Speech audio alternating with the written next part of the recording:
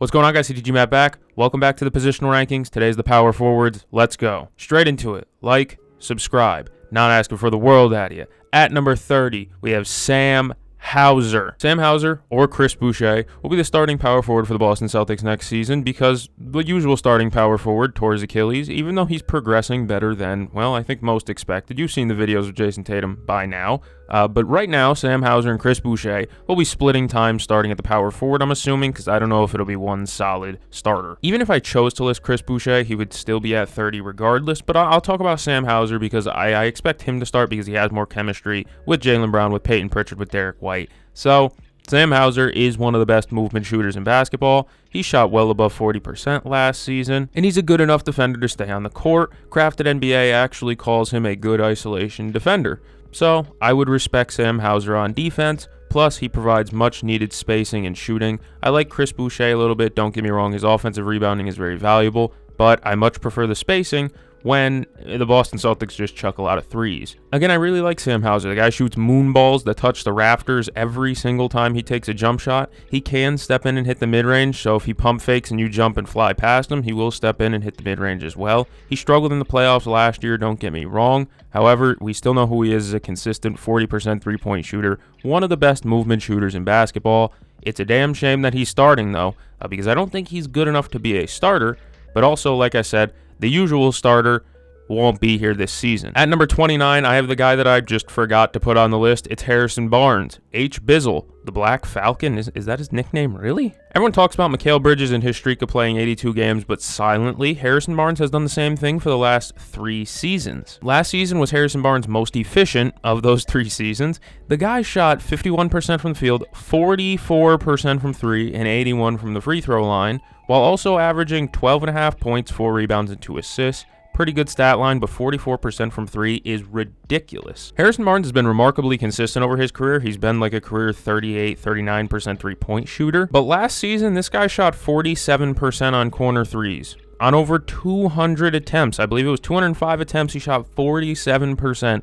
He almost made half of his threes taken from the corner. That's just a ridiculous percentage. His defense has faltered because, I'm going to be honest, he looks rather not stiff, I guess. He doesn't move very well like he used to. He doesn't have the hops like he used to. Remember when 2K had the Harrison Barnes dunk package? Was that like 2K12 or something like that? I feel like I'm around that area. But with his defense not being ideal, it definitely helps that he has backline defender Victor Wembanyama, maybe the best backline defender in basketball right now. Probably the best backline defender in basketball, right there with Rudy Gobert. But back to Harrison Barnes. He shot the ball really well from 3. His defense has dipped recently. But again, if you could shoot the ball well from 3 and you're playing with De'Aaron Fox and Victor Wembanyama and Stephon Castle, you'll get some open looks here and there, and especially from the corner, where Harrison Barnes, again, shot 47%. The only reason he's not higher is because, like I said, he's 33, and his defense has kind of wavered over the last few years. At number 28, I have Bilal Coulibaly from the Washington Wizards. He's a decent young player. He started off solid last year, but his totals last year, he finished at 12.5 points, 5 rebounds, 3.5 assists, with over a steal per game. Not bad production, but like I said, I feel like he started off pretty hot last year, especially shooting the 3-ball. But when you finish the season with splits at 42% from the field, 28 from 3, 75 from the free throw line, it gives me reason to worry. His three-point shooting tapered off, but his rim finishing, 70% at the rim, that's not bad. But again, the three-point shooting being at 28% is not ideal. His defense doesn't seem that bad to like the eye test, but again, it's really hard to tell with the eye test because he plays for the Wizards. And no offense to the Wizards or Wizards fans out there, but last year they weren't necessarily the most competitive or good team in general. Bilal has high potential still. He has good length as well, and I'm not even sure if he's going to start at the 4, but that's what ESPN has their depth chart as. But I like his defensive effort. I like his energy. His three-point shooting, if it comes around, he could be a really solid player. But my only worry is with all these high draft picks that keep coming into Washington because they've been so bad, where does Bilal fit into all this? Is he a future piece or not?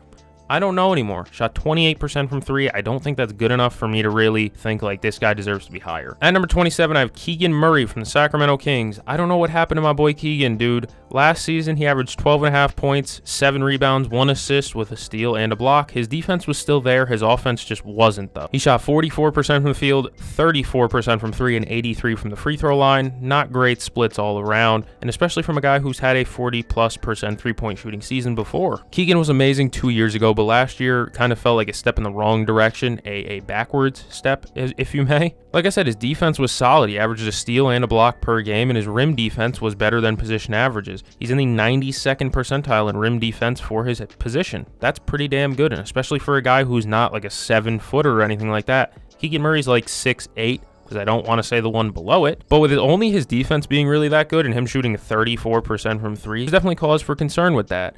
His rim defense being really good is definitely something, but again, with his role changing and them having a rotating door of stars on their team, now being DeMar DeRozan, Zach LaVine, and Domantas Sabonis, I don't like this fit at all. I don't like the pairing, and I feel bad for Keegan because he's being put in a spot where it's him and Keon Ellis trying to keep their defense together. It's not a pretty situation. At number 26, I have John Collins, who's just a really difficult player to rank like in general for me. His defensive numbers looked terrific last season, but again, he was in Utah. Really hard to tell. He hasn't been a great defender in years prior. Like, you look at his Hawks tenure, he wasn't always the most engaged or best defender there. But again, this is an older version of John Collins, a more developed version of John Collins. Just not really sure what to believe anymore. The one thing you can't question about John Collins is offensive production. The guy put up 19 points per game with 8 rebounds, 2 assists, with a steal and a block last season as well. He shot 53% from the field, 40 from 3, and 85 from the line. The guy almost shot 50, 40, 90 splits at the power forward spot. And if you think his role is just being like a spot-up big man or anything like that, not really. The guy shot 49% from the mid-range. He shot 43% from the corner, albeit on only 60 attempts. But he did shoot a career low, 68% at the rim last year. I credit that to the rim being kind of clogged up by the Walker Kessler types, Lauri Markkanen having an off-shooting season. The Jazz just had a very weird year last year. The guy can shoot the three again because his finger's not absolutely smashed like it was a few seasons ago. If his defensive intensity and his defensive effort translates over to the Clippers, him and Zubac is going to be an amazing pairing in the front court. Plus, I really like the fit here. He gets to play with Chris Paul and James Harden, two of the best lob throwers or just pick and roll runners, two of the best pick and roll ball handlers of the modern NBA, I'll say, and two of the best guys that are known for spoon feeding big men. John Collins will be having a good passer on the floor basically the whole time he's on the floor. Definitely like the fit, but like I said, I don't know what to believe anymore. His defense has been bad in years prior, so I'm not exactly sure whether to believe that last year was a fluke or if he's a really much improved defender. I don't really know. I feel like 26 is a fair spot, though. At number 25, I have Tobias Harris, another really weird player to rank because his role with the Pistons is just kind of changing. Last season, Toby averaged 14 points, 6 rebounds, 2 assists on 48 from the field, 34.5 from 3, and 86 from the free throw line, while shooting 45% in the mid-range. Shot 74% at the rim. That's elite. 38% from the corner. That's pretty good production as well. But you're probably thinking, wait, he shot 38% from the corner and 34% from 3? The hell happened? I don't know. How about the fact that he shot 31% on non-corner threes? Tobias can play a third or a fourth option fine enough, especially in Detroit with Cade Cunningham, who's one of the better main options in basketball right now. He led the Pistons to a playoff appearance, but Toby was a big part of that as well, being like their second or third option some night. Plus, his solid defense looked really good last year. Opponent points per 100 possessions dropped 2.5 with Tobias on the floor. I'm not saying he's an elite defender, but he's definitely a serviceable defender who has size. Look at how he guarded Karl Anthony Towns in the playoffs last year. He had some pretty good possessions guarding Cat, who has a decent amount of size on him. Tobias can create his own shot, which I like more than some of the other guys on this list, but it's not an efficient shot that he should always be looking for. But he can work the mid-range a little bit and hit the corner three. That's definitely valuable in today's NBA, and if you're a plus defender, that's just a cherry on top. Tobias Harris, with this current contract he's on, is actually a very valuable player. The only reason people really disliked him was because he was overpaid. Now he's not overpaid. He's quite fairly paid. And now look, he's back to being one of the most loved role players in the league. Why is he at 25? Because I'm not sure about his role. Jaden Ivey's coming back this year, as well as the Pistons brought in Karis LeVert, Duncan Robinson, and they're still in talks with bringing back Malik Beasley maybe. Not exactly sure where Tobias fits into all of this, but if you give him his mid-range touches and you let him shoot the corner three, you're going to get a very good player. At number 25, I have Toumani Camara. I really like Toumani Camara, man. Great 3-and-D player. He got some Defensive Player of the Year votes last year and finished on All-Defensive Second Team as well. The thing that I would like to see Toumani get better at is corner three-point shooting. He only shot 36% from the corner last year, which isn't bad, don't get me wrong, but when you're a role player like Camara who doesn't always get the chance to dribble the ball, you got to be able to find your way to that corner, camp there, and knock down the shot when it's given to you, especially by your playmakers. Deni Avdija and I guess Drew Holiday now. Shaden Sharp is also there. There's the scorers. He shot 39% on non-corner threes. It's not like he can't shoot at all. He just struggled to make the corner ones last season. If that's a shot he can consistently knock down, it makes him a lot harder to guard for the opposing team. Pretty efficient. 66th percentile in effective field goal percentage is pretty good, but you don't want Toumani Camara just for his offense. Nobody's asking for Toumani Camara's offensive numbers right now. His defense is what we're here for. The defense was elite last season. The guy led the league in charges taken, charges per game, and charges per 36. The guy will take a charge. He loves to stand in. He was also top 10 in loose balls per game and loose balls recovered total last season. Heart, hustle, taking charges. I think a lot of teams would really like a player like Toumani Camara, man. A great hustle, great defensive player who has a decent all-around offensive game, who can make a three-point shot if you really need him to, as well as maybe going to the dunker spot more often. He has length and he can jump. He's a lot more athletic than I think people realize. I really like Toumani Camara. I think the Blazers could use him in different ways this year, especially because there is no true point guard on this team except for Drew Holiday.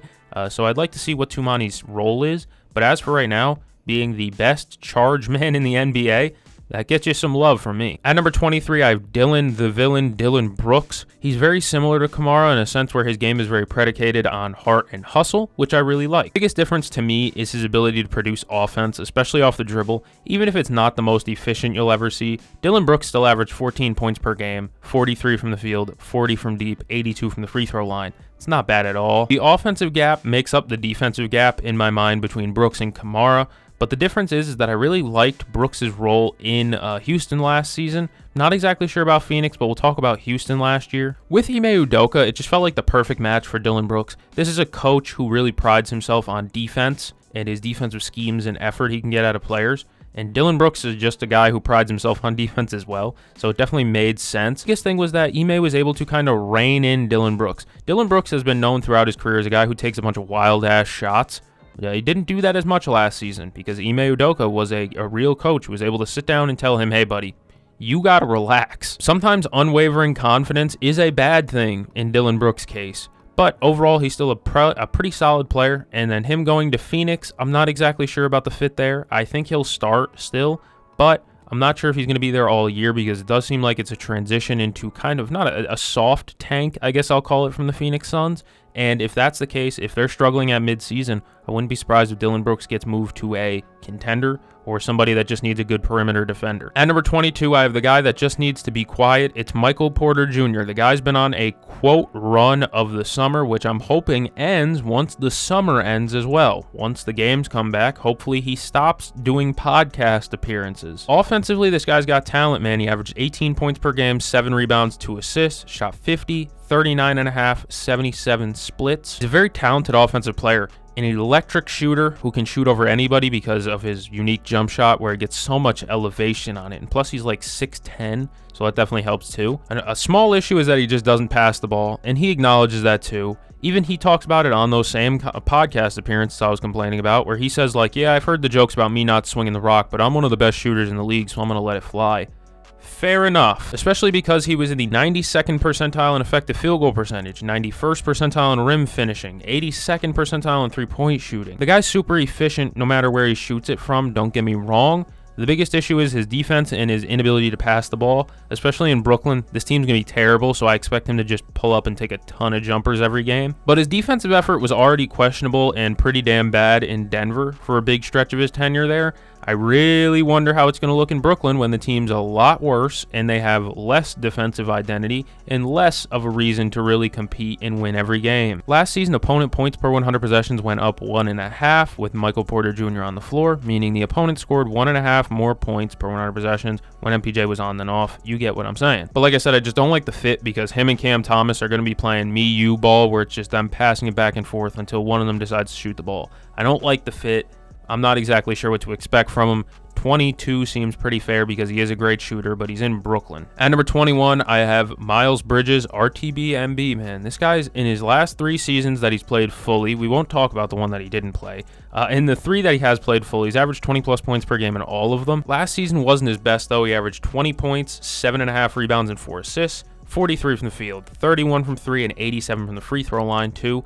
not great splits. It's hard to tell though because he was the best player in Charlotte after both LaMelo Ball and Brandon Miller went down with season-ending injuries. So Miles Bridges was left to kind of be the best player on the team, the best playmaker, the best scorer, the best rebounder, the best defender. He was tasked with basically being the everything man for that team. I like Bridges more than Michael Porter Jr. because at least Miles Bridges has shown me solid defensive intensity. He has size, and when it's a close game, he steps up and plays solid defense.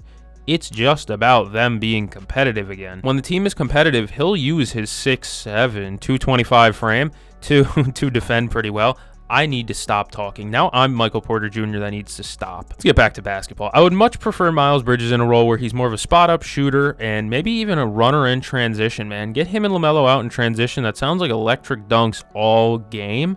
But right now, they can't really use him like that without LaMelo and Brandon Miller. He's just kind of left to be a pick-and-roll ball handler, which I don't really like for my third option. But unfortunately, when your first and second option go down and your third option's got to play as the one, things change. I think with the talent level getting better in Charlotte and the team getting better consistently, adding guys like Han Kneppel, I really do value a guy like Miles Bridges and his defense. At number 20, I have, as Michael Rappaport would call him, Kristaps Porzingis, right? That was Michael Rappaport that made that video. The reason he's at 20 isn't due to talent. The guy's super talented. It's more so about, is he still sick? I don't know. Do you guys remember that? I'm sure you do. In the playoffs and throughout the regular season, Kristaps Porzingis had to miss tons of games. He only played 41 games last year. And in the playoffs, he only played in spurt 5-6 minute runs because he was sick. He was mostly just listed as an illness for the entirety of the season. Many believe it was some type of long I can't say it or else the video gets flagged, but you know, the 2020 sickness, or some type of post-viral syndrome, PVS, which I've kind of heard of now, I guess. Many others, maybe including me, thought that maybe Kristaps had AIDS. Yeah, just a little bit of AIDS. Nothing wrong with that if he does. But all the symptoms kind of match up. I don't know what it is. The guy just can't play more than 5-6 minutes at a time. I believe it was Game 5 in the Celtics vs. Knicks series. You saw Kristaps go to the bench, pat his chest, and say, "I can't breathe," talking to Joe Mazzulla. That is not good for an NBA player. By the way, it wasn't like that sickness was a year ago. It was 4 or 5 months ago at this point. It's not that long ago this guy couldn't run more than 6 minutes straight. There's definitely reason for concern with Kristaps Porzingis, and none of them are talent related. My second concern is if he's going to start at the 4, which I think he should. With Trae Young being your point guard in Atlanta, they need to play bigger, and that would include Kristaps at the 4, Double O at the 5. Okongwu would be your Bam Adebayo anyways, going out and guarding on the perimeter, while Porzingis is your rim protection. Because when he's healthy, Kristaps Porzingis is one of the best rim defenders in basketball, a respectable and very good mid-range shooter who loves to shoot over mismatches. Jesus, I can't. And on top of that, he's a good distance three-point shooter. I'm not talking about from behind the three-point line. I'm talking about from the logo. He takes some of the most deep threes in the league, and he's 7'4" doing that, by the way. Plus, he's a decent roll man who can catch a lob too, because he's 7'4". Kristaps is a really good player. None of my questions with him are talent related. They're all about if he's still sick like he was 4 or 5 months ago. At number 19, I have the finisher, Lauri Markkanen. Lauri's had a weird time in Utah. He's averaged 23, 8, and 2 across his 3 seasons there. However, his averages and efficiency have slowly taken steps back over the last 3 years, I feel like. His three-point rate has gone up every year, and last year was horrible. He shot sub 35% from 3 last year and took over 8 per game. His effective field goal percentage dropped from the 76th percentile in 23-24 to the 36th percentile last year. It slashed more than half. However, he had a really good Eurobasket run. In the exhibition games, he had multiple 40-point games, I believe. And in the actual tournament, I believe he averaged 23 per game. It's actually not bad. He's been an all-star before, and he still has those tools to be an all-star again. But I still think what he needs to do is cut back on the three-point rate. Not sure whether it's coaching, management, the trainers, whatever. But him shooting over 8 threes per game and making sub 35% of them just feels excessive. In his all-star campaign in 22-23, he took 33% of his shots at the rim. Compare that to last year when he only took 23% of his shots at the rim last year. In that same all-star season, 41% of his shots were from 3. Last year, 53% of his shots were from three. Every other shot was a three-pointer. Literally. Lowry's a really good player when he's allowed to do everything he can, but when his role is just run around screens and shoot all game, well, he's a lot easier to guard then. The guy's almost 7 feet. If not, he is 7 feet. He should be posting up. He should be getting to the basket. I would just like his play style, or I don't know if it's coaching, whatever, but they got to get him back to when he was an all-star. At number 18, I have Modest Buzelis. Some people may be very concerned, and some people are probably going to stop listening because of that. I don't really care. In his first 20 games in the NBA, Modest averaged 11 minutes per game, which made his season total suffer. Billy Donovan doesn't play young guys. That's been a very common thing throughout his entirety of his NBA run as an NBA head coach. Billy Donovan doesn't really trust the young guys. That includes Modest Buzelis, who was age 20 last season. From the start of February, though, until the end of the season, 33 games total, Modest averaged 27 minutes per game, so he got extended run for the first time, and averaged 13 points, 4.5 rebounds, 2 assists, and over a block per game. His defense is obviously much needed. No offense to the guy, but Nikola Vucevic is not a good defender. Neither is Josh Giddey. Neither is Kobe White. They need somebody who can protect the rim and at least play good enough defense, and that's Modest. His versatility ranking on Crafted NBA was in the 87th percentile as well, so he's a guy who can guard probably about 2 through 4 in a lineup. He also was a decent three-point shooter last year, but he did shoot 34 of 77 in the mid-range, so watch out for that mid-range development. Like I said, he was respectable from three. On the season, I believe he shot about 36%. For a rookie, that's not bad. Yes, he did struggle to finish at the rim, but I think that's more of his youth being the thing. He's rather small for his positional size, but at the same time, he has hops. He just needs to add a little bit of muscle, and you'll be talking about a guy who can finish at the rim really, really well. His offense wasn't perfect in year one, but a 13-point-per-game contributor. He would have definitely finished higher than 7th in Rookie of the Year if he was just given 27 minutes per game from the start of the season. Unfortunately, Billy Donovan just didn't do that. He's going into his age 21 season, year 2, and him being a full-time starter. I'm so excited for him, especially being able to play with a guy like Josh Giddey, who's a very good passer and runs in transition. I think Modest can eat in transition if he's given the opportunity, but I don't know how much opportunity he's going to get because he's going to have to be their best rim defender, which again isn't ideal because he's like 6'8" and like 200 pounds flat. He's not a very big muscular guy. He's just lengthy and can jump out of the gym. I think Modest has a very, very, very high upside and could very well break into the top 15 after like a year or two. I'm being aggressive with this ranking because I really believe Modest Buzelis could be a future piece for the Bulls. At number 17, Paul George. Oh, it feels so dirty doing this because he was horrible for a good portion of the year last year. There was some good run in there, don't get me wrong, but it felt like his season started and ended at a pretty bad year. He averaged 16 points, 5 rebounds, 4 assists with almost 2 steals per game, but shot 43 from the field, 36 from 3, and 81 from the free throw line. He missed half the season due to a plethora of injuries. That includes a knee surgery that he had in the offseason. He's now back and healthy from that, I believe. I do worry about his age. He's 35 years old, like I said, but his shooting isn't just going to regress like it did last season. I just refuse to believe that. Not going to lie to you.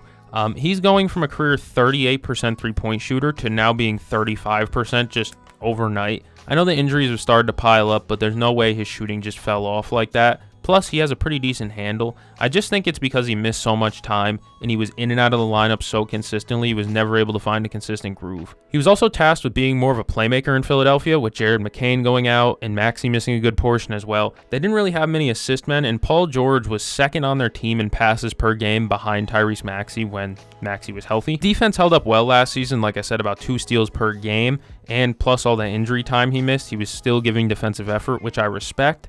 Yes, I know, he's had playoff falters, playoff podcast P, whatever you want to call him. This guy was an all-star 2 seasons ago. I understand the injuries are starting to amount a little bit, but I still believe in Paul George's ability to be at least a good contributor once again. At number 16, I have Jabari Smith Jr. He needs to be good for a full season if the Rockets want to have a chance here. He's only 22 years old, but he's kind of like baby Evan Mobley in the sense where he's super switchable defensively. He can guard not 1 through 5, but probably 2 through 5, and plus he's a really good offensive rebounder. He averaged almost 2 per game last year. On Crafted NBA, his versatility ranking was in the 97th percentile, and his rim defense was at the 78th percentile, which isn't bad either. Again, I'm hoping for a leap out of Jabari Smith because he has all the physical tools and the smarts to hit another level in his game. He really seems like a student of the game who wants to get better. And yes, this ranking was impacted by Fred VanVleet missing the entirety of the season. We got that update a week or two ago at this point.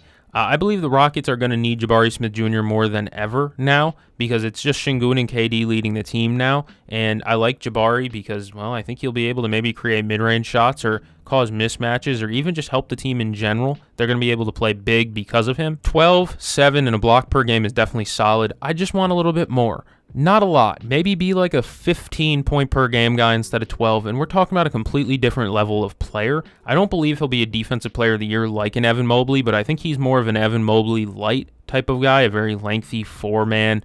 Probably not ever going to be a true 5, but for right now, you take what you get because defensively, he's so good. Opponent points per 100 possessions went down 6.5 with Jabari on the court. I mean, that's just elite already right there. He was damn near the leader of that Rockets defense for some portions. When Fred VanVleet went out and they lost, or they went like 10-10 or whatever, very bad record, Jabari Smith was also out during those games, and I think that made a pretty big difference as well. Him playing next to Şengün and Kevin Durant, I'm sure he'll be able to get a few more open shots per game, which will definitely help him out a lot. I really like Jabari Smith Jr., and I think there's another leap in there. At number 15, I have OG Anunoby. He's an amazing defender. He was 7th in the league in deflections. He was 1st in the league in contested threes, which is incredible. He contested the most threes in basketball last year. Do you know how good that is? Like, that's insane to think about.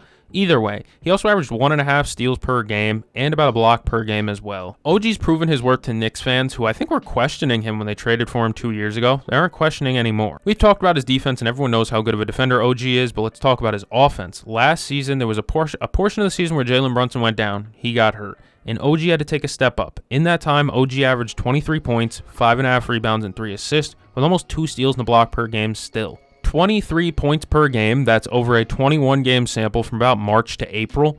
In those months, he had splits of 48 from the field, 39 from 3, and 81 from the line. OG is a proven great defender who also has a bit of an offensive bag when needed. I'm not saying the Knicks should give him the ball more often. No. This is Jalen Brunson and Karl-Anthony Towns' offense to run. But OG is still respectable as hell. I believe he had 3 games of 30 or more points during that stretch and 4 games of 5 stocks, which again, stocks, steals plus blocks for those of you that don't know. It's really damn good, man. OG's super good defensively and offensively. He has it. In the playoffs, he did struggle to shoot a little bit, but again, he averaged over 2 steals per game in the playoffs and still kept that block per game. OG's defense his impact is just incredible for this Knicks team. Much needed down low next to Karl-Anthony Towns on the perimeter. He did a really good job on Tatum in the Celtics series, bothering him. This is a great player. I like OG. At number 14, I won't talk too much about him, but it's Aaron Gordon. Aaron Gordon averaged 15, 5, and 3. Great defense as per usual. 53 from the field, 43.5 from 3, and 81 from the line. I'm not sure if it's real or not, the Aaron Gordon shooting jump. He only played 51 games last year, so that, again, definitely might influence that. I'm leaning on it wasn't a fluke. This guy had good playoff games as well, shooting the three-point shot. He hit a dagger, I believe, against the Clippers it was, and then he also obviously had the putback dunk that won them the game. He just had an incredible playoff run to go along with a great regular season run as well. I'm hoping he'll stay a 40% three-point shooter because that would crazily stretch the defense for Nikola Jokic if you can't leave Aaron Gordon open anymore from 3. Plus, he's still able to play that bully ball style that he was every other year of his career. I doubt it'll go back to career norms. I doubt he's going to go back to like 35% from 3. 20s, I think he had a year in the 20s, maybe 2 years in the 20s from 3. It's a good thing that he kind of built himself up. The more threes you make, the more valuable you become to NBA teams in the modern era. At number 13, here's where we start getting into like the fringe stars and the stars in general. This is Chet Holmgren. He's moved up the list for now, but I don't see increased opportunity for him to grow, so it's kind of like 13 feels like the most fair spot. The team around him is the exact same, and I guess that's what kind of makes me keep him in the same spot. It's not like he can get better, don't get me wrong, there's room for him to improve as a player, but I don't see him making that jump when he's still playing with Shai Gilgeous-Alexander and Jalen Williams every game. And last season, he averaged 15 points, 8 rebounds, 2 assists, and 2 blocks per game. That's pretty damn good. He's a good pick and pop big. He's not a great screener, but he does pop well, and he makes his threes when you need him to. He shot 38% from 3. His finals run was less than stellar. Like I said, he averaged 15, 9, and 1 with less than 2 blocks per game, but he did shoot 46 from the field, 30 from 3, and 78 from the free throw line. He's still one of the best rim defenders in the league, don't get me wrong. Combining Chet Holmgren with Isaiah Hartenstein in that front court, is something Sam Presti has not regretted, and maybe one of Sam Presti's best decisions as a GM. But as for right now, with the team around him not really changing, or nothing really changing in OKC much this season, I don't see much area for improvement for Chet. He's not going to get the ball more, I don't think, unless Shea takes a step back. So with him as a third option, I don't see much potential for him to get much higher on this list than 13, but I feel like it's a fair spot. He's a really damn good rim defender and a great third option, maybe the best third option in the league. At number 12, I have Julius Randle. I'm big on Julius Randle. I mean, he averaged 19 points, 7 rebounds, 5 assists per game. He shot 48% from the field, 34 from 3, and 81 from the free throw line. Started really rough, which might nuke his early season shooting numbers. He struggled to find his place on the new Timberwolves. I mean, they often played me-you ball with Anthony Edwards, where it was just those two going back and forth with shots. That's not how it works, guys. You can't play like that and expect to win. However, he missed some time. He came back in February, and from that point on, the team just looked way better. In the final 21 games of the regular season, Julius Randle averaged 18, 7, and 5, but he shot 52% from the field, 40 from 3, and 80 from the free throw line. He went back to playing that bully ball style that we all know and love from Julius Randle. He posts up anyone, and he wants to get you under or in the basket. He's super physical posting up. He loves to get downhill, and he loves to get to the rim. He's super good finishing around the rim, too. Plus, he can shoot step backs. He likes his mid-range shots, too. He does struggle a little bit defensively because he isn't big enough to really guard a center, and he isn't small enough to be able to step out and guard a quicker guard. But he is fine enough guarding wings where I think he's respectable. His value truly showed in the playoffs, where he averaged 22 points, 6 rebounds, 5 assists on 50, 38.5, 88 splits, and putting everyone in the basket. Anyone in front of him was getting put underneath the rim. He was playing really good up until the OKC series when they ran the two big lineup at him, and it just kind of threw him off. But that OKC team was so good defensively. Caruso and Cason Wallace were constantly harassing him on the post-up every time he got the ball to post up. He had an incredible comeback year, and this is a guy that a lot of people doubted, so salute to Julius Randle. At number 11, I have Scottie Barnes. Scottie Barnes averaged 19.5 points, 8 rebounds, 6 assists with over a steal and a block per game. That puts him into elite company. There's only 2 players who have averaged 15 points, 5 rebounds, 5 assists, 1 steal, and 1 block through their first 4 seasons ever in the history of the NBA. Do you know who they are? Scottie Barnes, Michael Jordan. Now, I'm not saying he is Michael Jordan, but what I will say is that this kid has all the tools and all the ability to be one of the best players in the league in basketball. He shot less efficient than ever last season. He shot 45% from the field, 27 from 3, and 75 from the free throw line. But the talent around him was not ideal, let's be honest with each other. They had a decent team, but it was so injured last year. He was playing with a lot of Jamal Shed, a lot of Jonathan Mobo minutes. It's going to be less this year, ideally. If he can take one more shooting jump, this would probably be the best two-way player in basketball right now, just because of how good he is defensively. He, again, 1 steal and 1 block per game as a forward. He doesn't jump all that high. He's not the fastest guy in the league, but he does have great instincts, and he's strong. He's swole as hell. His playmaking is also relatively underrated. His passer rating was in the 85th percentile, according to Crafted NBA. Again, pretty damn good passer at his size, at his position, and 15, 5, 5, 1, and 1. Him, Michael Jordan. Again, elite company to keep. At number 10, I have Bam Adebayo.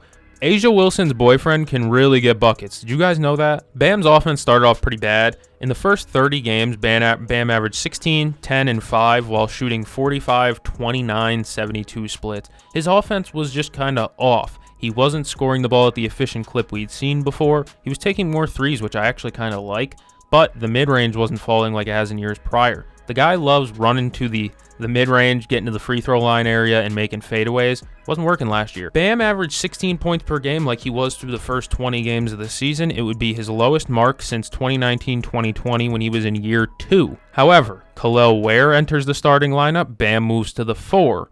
The last 33 games of him playing the power forward, he averages 21, 9, and 4 on 51, 43, 81 splits. Maybe a move off of center really did save and help Bam Adebayo's season. Kel'el Ware played a really good center behind him, and Bam is so switchable and versatile as a defender, he can play that role very easily. Plus, with him being able to knock down the three-point shot, which I think we're getting close to him being a consistent three-point shooter, teams are in trouble. Ware's ability to space the floor as well doesn't hurt either. Kel'el Ware can knock down the 3 as well. But if Bam can knock down the 3, Like I said, teams are in trouble because this is a guy who is 6'9", can guard 1 through 5, can dribble the basketball, get to the mid-range, knock down the mid-range, hits his free throws at a respectable rate, and can suddenly hit a 3. Yeah, it's different. Not a lot of players doing that. I don't even know if I have to talk about the elite defense because you know who Bam Adebayo is, but the guy averages about a steal and a block per game over his career. At number 9, I'm falling for it again. It's Zion Williamson. Zion's most casual 24 points you will see. I mean, his ability to get to the rim is unmatched. Him and Shea, I believe, are the 2 easiest drivers in basketball. They just get downhill so easy. Funny enough, he finished in the 40th percentile in rim shooting, which is below average. To me, I think that has to do with the amount of double teams this guy sees. Zion is the most double team player since tracking data started in 2013. Zion is double teamed on about 30% of all touches. Almost a third of the time when he gets the ball, he's seeing 2 bodies on him. Some will use that to say, well, that just means Zion can't pass. They're double teaming the guy that can't pass. Actually, that's not true. Zion averaged 5 assists per game, which on surface level, you're like, that's not that good. But then you look at it, Zion averaged 9.5 potential assists per game. It means his teammates aren't making the shots.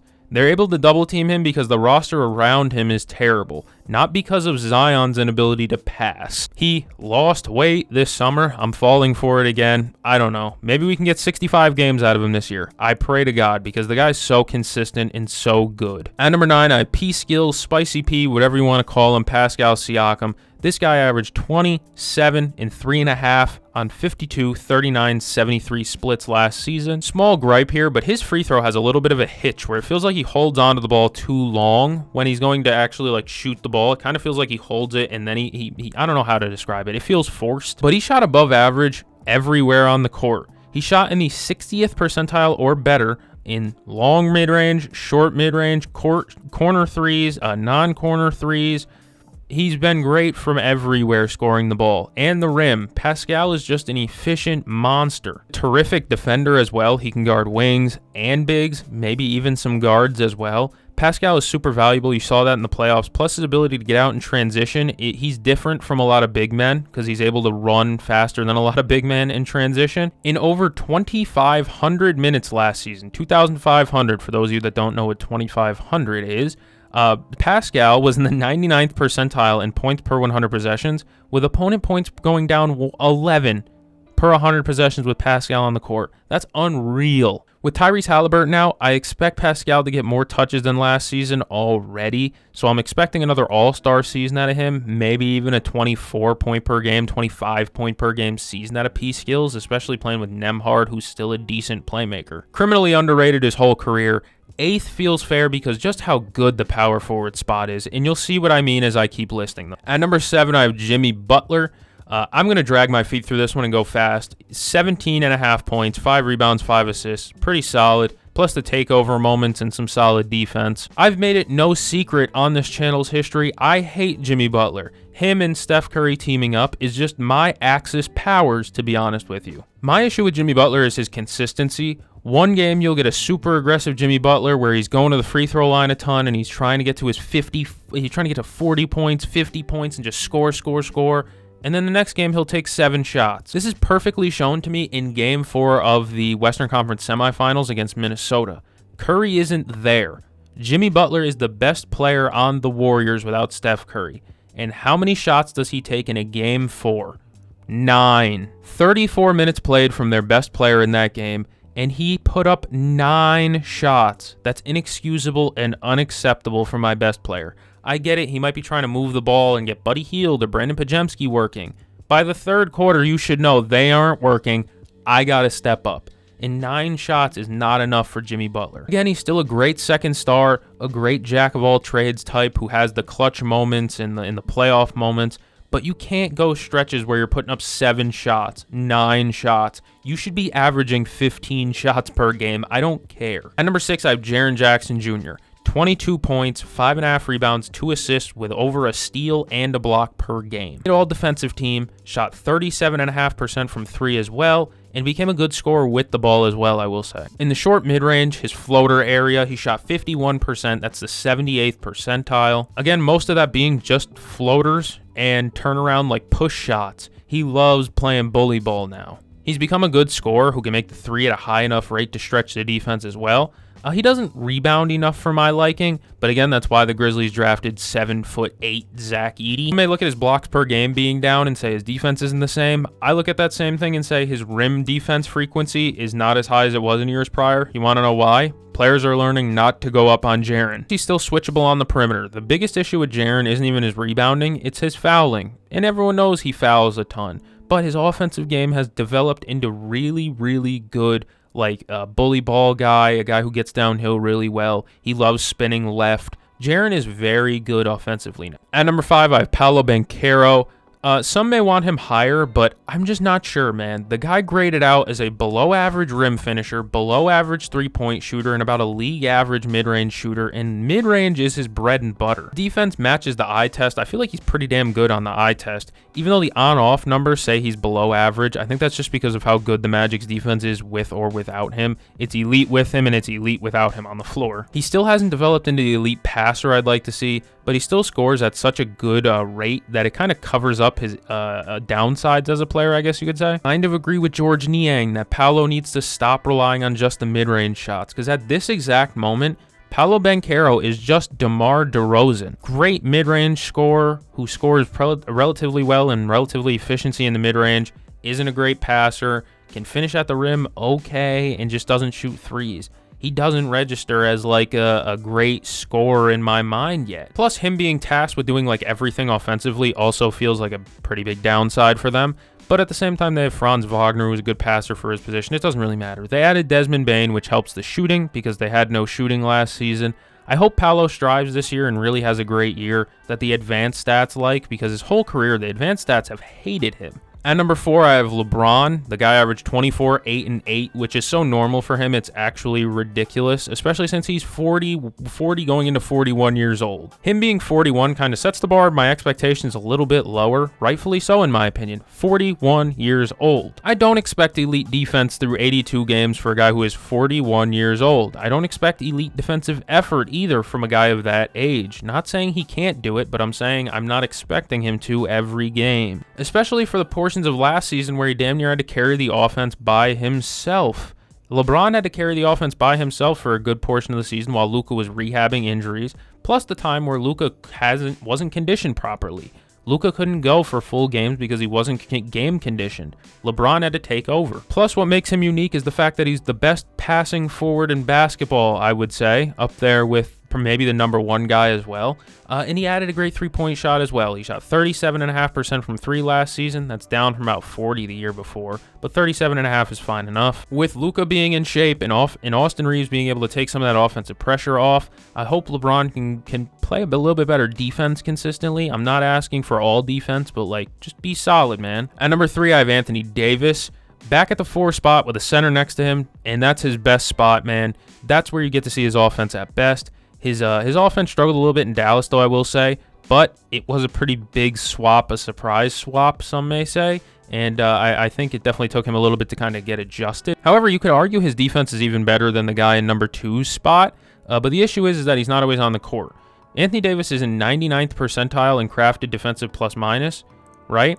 He's also in the 96th percentile in block rate. He's in the 97th percentile in rim defense, and he's still an elite rebounder. For his career, he averages over 2 blocks per game and over 1 steal. This is simply one of the best defenders in basketball since he came into the league, with a bag offensively that a lot of big men can't match. The one thing that keeps him from number 2, or even, well, not number 1, the one thing that keeps him from number 2 in my mind is the fact that he has only played 65 or more games 1 time since 2018-19. Number 3 was Anthony Davis, then you know number 2 is Evan Mobley. Mobley is not a smooth scorer at all, I'll be honest with you, but he is one of 3 players on this entire power forward list to get Defensive Player of the Year votes. Plus, he actually literally won the award. He won Defensive Player of the Year while averaging 18.5 points, 9.5 rebounds, and 3 assists.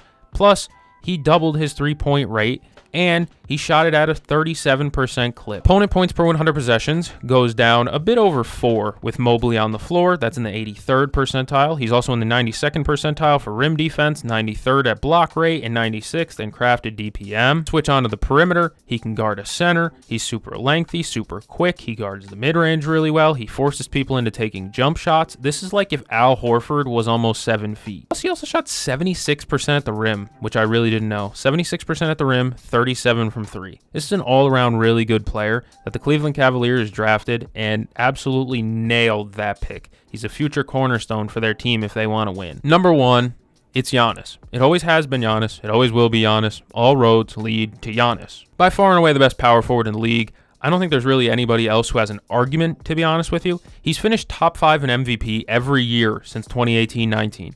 Remarkably consistent how much he plays without really getting injured and missing a ton of time, especially with how physical he is. Say the reason he hasn't won an MVP since his second one, I believe, in like 2019 or whatever, 2020, was because voters fatigue. And I'd agree with that. The guy averaged 30, 12, and 6.5. He's remarkably consistent. He's going to put up 30-plus points. He's going to be in the top 5 in rebounding about every year, and he's going to put up 5 or more assists. The difference in his game last year versus years prior is the mid-range. He shot 519 mid-range jumpers last season, which passed his career high, formerly at 421. He took about 100 more mid-range jumpers than ever. He's so unique. Defenses created a whole new way to defend him, kind of like Steph Curry. With Curry, you have to pressure him off the three-point line and try to limit his attempts. With Giannis, it's build the wall and get him away from the rim as much as possible. But if he's hitting the mid-range at 44%, that's above average, by the way.